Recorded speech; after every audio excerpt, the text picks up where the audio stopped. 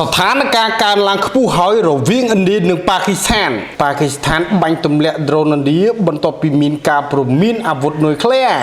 สาปอร์มินยูสฟิกระบาดอเมริกจบสายในไงที่มาภัยประมุนไม่ซาในท่าปากีสถานในจีท่ากองตัวระบบลุนบังตุมเละโดรนบอลเดีย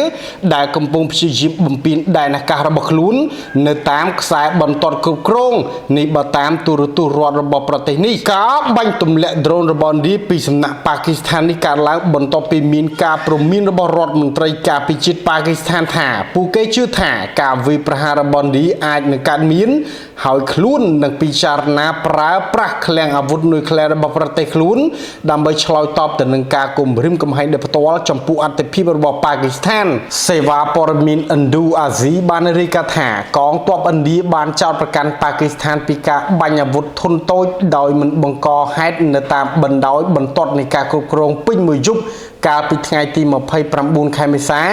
เฮาอีกลุ้นบานพัดดอการฉลอยตอบชีวิตทินแก่เพียบตานตั้งระเวียงดีหนึ่งปากีสถานประตูหลังบรรทปีมินกาวิประหารโดยเพรเวกรรมปาฮากามในดับบอนกาสมีได้กรุบกรองโดยอินเดียภัยในกรมเตาจะโหทีบัญมิเซลโมเปกอเมริกทะเลยุนหอจำบังปีนิวีนสมุทรกระหอมสาปอร์มินยูสฟิกระบาดอเมริกจบสายในทางตีมาภัยประบุนไม่สายชนะปีป้อนมาภัยประมิธายุนละจำบังมวยเครื่องระบาดอเมริกบานทะเลปีนิวีโจลตะกาปิทางจันนี้บาตามกรมมนตรีโจทีอเมริกบุคลากรโจทีสหรัฐอเมริกได้มินตีตังในสมุทรกระหอมในมหาสมุทรอินเดียบานประชมมุกหนึ่งกากลมริมกำแพงปีกาวีประหารจิตไม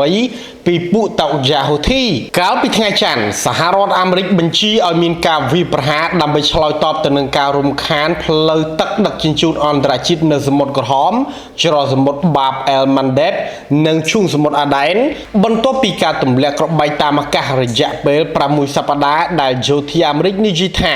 บานกัดบันทอยสมัตพิบวีประหารระบบปุตเอายาเชียงแปกันดากรมมนตรีบานในจีในขนมสกัดทลายการมุยท่าสมาชิกกองกำลังอเมริกแต่งออกเนเลอร์นิวิยูเอสฮารีเอสทรูมันมินสวัตพิบบนตัวปียุนหาจำบังเอฟเอดับประมใบอีซูเปอร์ฮอเน็ตบานทะเลโจสมดกระห้อมสกัดประกาศปรมินบนต่อติดหานิวิบานบัดบองยุนหาจำบังซูเปอร์ฮอเน็ตได้ตรบานจัดเอาโจtừการกรมวีประหาร VFA มรอยสามสประมุยนิวมันเนี่ยบานโรบุสราปีเหตุการณ์นี้มนตรีสหรัฐอเมริกมีรูปบานปรับซาปรมินเซียนอันท่าระบายการดำบงบางแห่งท่านิวิทรูมันบดยางลมบาดำไปกิจปีกาวีประหารระบบปุตตอกยาโฮทีลูกตรามทลบในจีปีมุนหอยท่าสหรัฐอเมริกนังวิกมติติตังนุยเคลียร์กรมในระบบอิหร่านได้จิเมคลองระบบกรมตอกยาเพราะสันบาอิหร่านเหมือนพร้อมตามการจอจารุมไซอาวุธนิวเคลียร์จิมุยสหรัฐอเมริกนุเต้ตีหินออดเอซีดาวลุยดาวพลันรีมวยไงจงกร้อยธนักดึกน้อมสำหรับไอ้ขมิ้นจันจำตุนซ้ายดอลกองตัวขณะจันจำตุนซ้ายขมิ้นไอ้คณิสี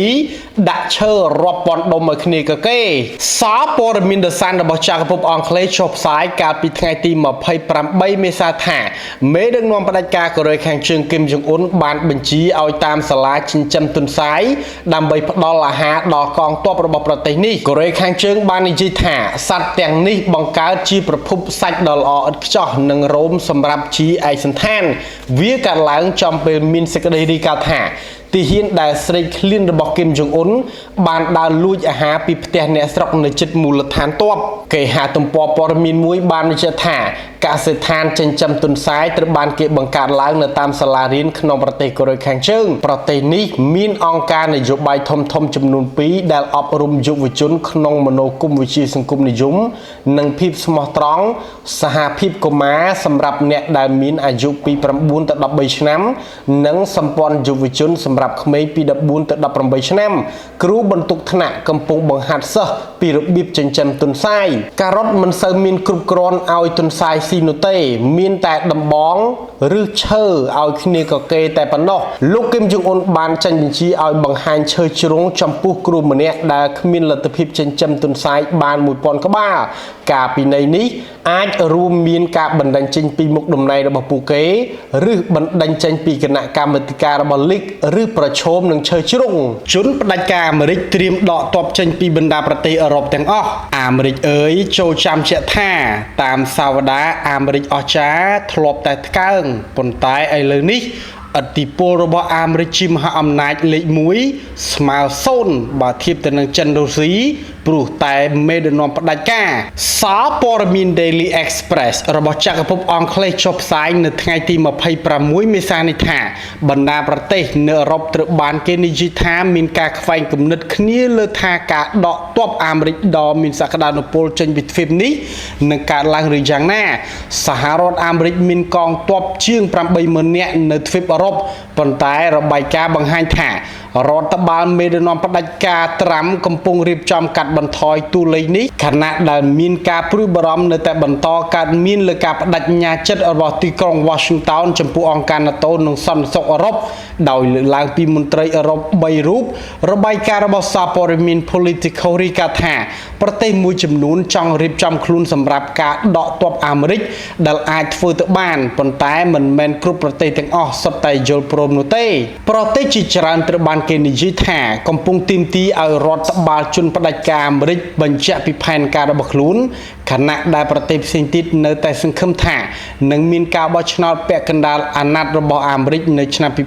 2027និងការបោះឆ្នោតប្រធានាធិបតីនៅឆ្នាំ2028ដែលអាចកាត់បន្ថយអំណាចរបស់ជនផ្ដាច់ការត្រាំនិងធ្វើឲ្យទំនាក់ទំនងរវាងអាមេរិកនិងអង្គការ NATO មានភាពល្អប្រសើរឡើងវិញរបាយការណ៍របស់សារព័ត៌មាន NBC News កាលពីដើមខែនេះនិយាយថាមន្ត្រីជាន់ខ្ពស់របស់មន្ទីរបញ្ចកោណកំពុងពិចារណាលើសំណើក្នុងការដកទ័ពអាមេរិករហូតដល់ 10000 នាក់ពីសម្ព័ន្ធមិត្ត NATO រ៉ូម៉ានីនិងប៉ូឡូញអង្គភាពដែលកំពុងពិចារណានេះគឺជាផ្នែកមួយនៃរដ្ឋបាលលោក Joe Biden ចំនួន 20000 នាក់ដែលត្រូវបានដាក់ពង្រាយដើម្បីពង្រឹងផ្នែកខាងការរបស់ NATO បន្ទាប់ពីការលុកលុយរបស់រុស្ស៊ីលើអ៊ុយក្រែនក្នុងឆ្នាំ2022ឧត្តមសេនីយ៍តូ Ben Hodges ដែលជាអតីតមេបញ្ជាការកងទ័ពអាមេរិកនៅអឺរ៉ុបបានប្រាប់សារព័ត៌មាន Politico ថាលោកប្រកាសថានឹងមានការកាត់បន្ថយកងទ័ពអាមេរិកពិតប្រាកដមែននៅអឺរ៉ុបលោកនិយាយថារាល់ការដកទ័ពរបស់អាមេរិកត្រូវតែមានការសម្របសម្រួលជាមួយសម្ព័ន្ធមិត្តហើយភាពមិនប្រកបប្រជាអាចបង្ខំឲ្យអឺរ៉ុបបញ្ចូលគ្នានៅសមត្ថភាពនិងឧស្សាហកម្មការពារជាតិបណ្ដាប្រទេសអឺរ៉ុបជាច្រើនកំពុងមានការខកចិត្តជាខ្លាំងក្រោយពីមានព័ត៌មាននេះលេចឡើងស្របពេលដែលបណ្ដាប្រទេសទាំងនោះកំពុងមានការភ័យខ្លាចថាប៉ុន្មានឆ្នាំខាងមុខរុស្ស៊ីអាចនឹងឈ្លានពានបណ្ដាប្រទេសបាល់ទិកដែលជាសម្ព័ន្ធមិត្តរបស់អង្គការ NATO ប្រធានសហភាពអឺរ៉ុប Ursula von der Leyen កាលពីខែមុនបានស្នើផែនការចំនួនជាង$900,000 លានដើម្បីពង្រឹងការការពារប្រទេសនៃប្លុកនេះមេដឹកនាំផ្ដាច់ការអាមេរិកកាលពីអាណត្តិទី1បានស្វែងរកការដកទ័ពចេញពីអាល្លឺម៉ង់ 12000 នាក់ប៉ុន្តែត្រូវលុបចោលវិញក្នុងសម័យលោក Joe Biden ជនផ្ដាច់ការអាមេរិកត្រាំធ្លាប់បាននិយាយកាលពីមុនថាលោកនឹងមិនការពារប្រទេស NATO ដែលមិនបានចំណាយគ្រប់គ្រាន់លើវិស័យការពារជាតិរបស់ NATO ទេដោយថាវាជារឿងធម្មតារដ្ឋបាលជនផ្ដាច់ការត្រាំបានផ្ដល់សញ្ញាថាសន្តិសុខអឺរ៉ុបមិនមែនជាកង្វល់នោះទេហើយជនផ្ដាច់ការរូបនេះបានជំរុញឲ្យប្រទេស NATO ចំណាយ 5% នៃ GDP របស់ពួកគេលើវិស័យការពារជាតិដែលអាមេរិកកំពុងធ្វើនាពេលបច្ចុប្បន្ននេះសហរដ្ឋអាមេរិកកំទេចក្រុមតោកយ៉ាហូធី 200 នាក់សារព័ត៌មាន Newsweek របស់អាមេរិកចុះផ្សាយនៅថ្ងៃទី26មេសានេះថាយ៉ាងហោចណាស់ក្រុមមន្ត្រីតោកយ៉ាហូធី 82 នាក់ត្រូវបានសម្លាប់ហើយអាមេរិកសម្លាប់ក្រុមកងកម្លាំងតោកយ៉ាពួកអាចកចែមបាន120នាក់បន្ថែមទៀតអ្នកនៅពីកងកម្លាំងហូធីបានប្រាប់សារព័ត៌មាន Newsweek ថាមានការខាត់បងតិចតួចទេប៉ុណ្ណឹងបើធៀបទៅនឹងសង្គ្រាមប្រឆាំងកងកម្លាំងអារ៉ាប៊ីសាអូឌីតទោះបីជាមានការវាយប្រហារក៏ដោយក្រុមតោកយ៉ាបានបន្តបាញ់វិសិលប្រឆាំងអ៊ីស្រាអែលនិងប្រកាសវាយប្រហារលើនាវាផ្ទុកយន្តហោះអាមេរិកនិងបន្តបាញ់ទម្លាក់យន្តហោះគ្មានមនុស្សបើករបស់អាមេរិកយ៉ាងហោចណាស់មន្ត្រីចំនួន78នាក់ចាប់តាំងពីអនុសេនីយ៍ឯកដល់វីរៈសេនីយ៍តូត្រូវបានសម្លាប់នៅក្នុងការវាយប្រហារតាមផ្លូវការរបស់អាមេរិក ទៅលើប្រទេសយេម៉ែនចាប់តាំងពីខែមីនាមកអ្វីត្បិតមិនមែនជាមេតបកម្ពុជារបស់ពួកហូធីក៏ដោយក៏ពួកគេបានដើរតួនាទីមុខគេការបាត់បង់មន្ត្រីជាន់ខ្ពស់4នាក់បន្ថែមទៀតក៏ត្រូវបានប្រកាសផងដែរលើនេះទៅទៀតមានពិធីបុណ្យសពយ៉ាងកក្រឹកកក្រែងសម្រាប់យុទ្ធជនហូធីយ៉ាងហោចណាស់120នាក់ដែលនឹងធ្វើឲ្យចំនួនអ្នកស្លាប់យោធាសរុបកើនឡើងដល់ជាង200នាក់ប៉ុន្តែសហរដ្ឋអាមេរិកនិយាយថាពួកតោយ៉ាអាចស្លាប់ច្រើនជាងនេះគោជើងគ្នាមន្ត្រីសហរដ្ឋអាមេរិកបាននិយាយថាមេបញ្ជាការជាន់ខ្ពស់របស់ពួកតោយ៉ានិងប្រតិបត្តិការយន្តហោះគ្មានមនុស្សបើកជាច្រើនត្រូវបានសម្លាប់នៅក្នុងការវាយប្រហារតាមផ្លូវអាកាសថ្មីនេះអ្នកនាំពាក្យទីបញ្ជាការកណ្ដាលរបស់អាមេរិកលោក Dave Eastburn បាននិយាយកាលពីថ្ងៃប្រហ័សទី24មេសាថាសហរដ្ឋអាមេរិកបានវាយប្រហារលើគោលដៅពួកតោយ៉ាជាង800កន្លែងដោយបានបំផ្លាញទីបញ្ជាការ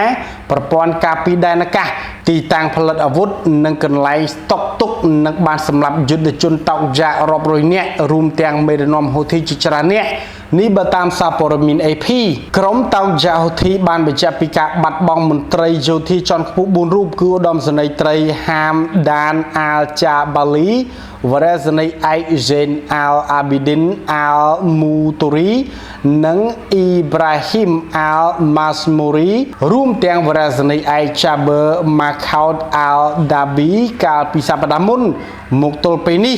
សហរដ្ឋអាមេរិកនិងក្រុមតោយ៉ានៅតែបន្តសមរភូមិរៀងៗខ្លួនអ៊ុយក្រែនហែកដំបូលក្រុងមូស្គូដាក់គ្រាប់បែកដាំងសម្រាប់មេបញ្ជាការកំពូលរបស់រុស្ស៊ីសារព័ត៌មានសាររបស់ចក្រភពអង់គ្លេសចុះផ្សាយនៅថ្ងៃទី25មេសានេះថាឧត្តមសេនីយ៍កំពូលរុស្ស៊ីមួយរូបត្រូវបានសម្លាប់នៅក្នុងការបំផ្ទុះគ្រាប់បែកក្នុងឡាននៅក្នុងរដ្ឋធានីមូស្គូរបស់រុស្ស៊ីលោកឧត្តមសេនីយ៍ឯករុស្ស៊ីអាយុ59ឆ្នាំត្រូវបានបំផ្ទុះបំពើងជាច្រើនម៉ែត្រហោះទៅលើដែលគេសង្ស័យថាមកពីការធ្វើឃាតរូបភាពបង្ហាញពីរបៀបដែលរថយន្ត Volkswagen Golf ត្រូវបានបន្សល់ទុកនៅបាឡាស៊ីខាក្នុងតំបន់មូស្គូលោក Moskalik ត្រូវបានគេនិយាយថាបានដើរឆ្លងកាត់រថយន្តរបស់គាត់នៅពេលដែលវាត្រូវបានមកផ្ទុះសេវាសង្គ្រោះបន្ទាន់របស់រុស្ស៊ីនិយាយថាថាមពលនៃគ្រឿងផ្ទុះដែលបានរកឃើញគឺស្មើនឹង TNT ចំនួន300ក្រាមមនុស្ស2នាក់ផ្សេងទៀតប្រហែលជាបានរងរបួសធ្ងន់ប្រព័ន្ធផ្សព្វផ្សាយរុស្ស៊ីបាននិយាយថាអ្នកស្រុកក៏បានរាយការណ៍ពីស្នូផ្ទុះគ្រាប់បែកជាច្រើនគ្រាប់ទៀតលោក Moskalik គឺជាអនុប្រធាននាយកដ្ឋានប្រតិបត្តិការចម្បងនៃអគ្គសេនាធិការកងកម្លាំងប្រដាប់អាវុធរបស់សហព័ន្ធរុស្ស៊ី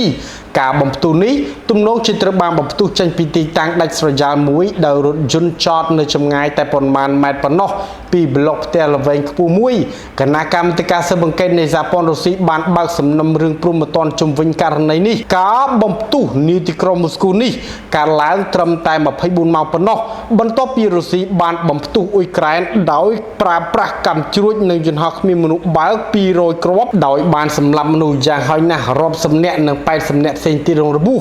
រុស្ស៊ីបានវាយប្រហារបន្ថែមទៀតពេញមួយយប់លើទីក្រុងខាគីវរបស់អ៊ុយក្រែនសូមរំលឹកបន្តិចថាកាលពីខែធ្នូ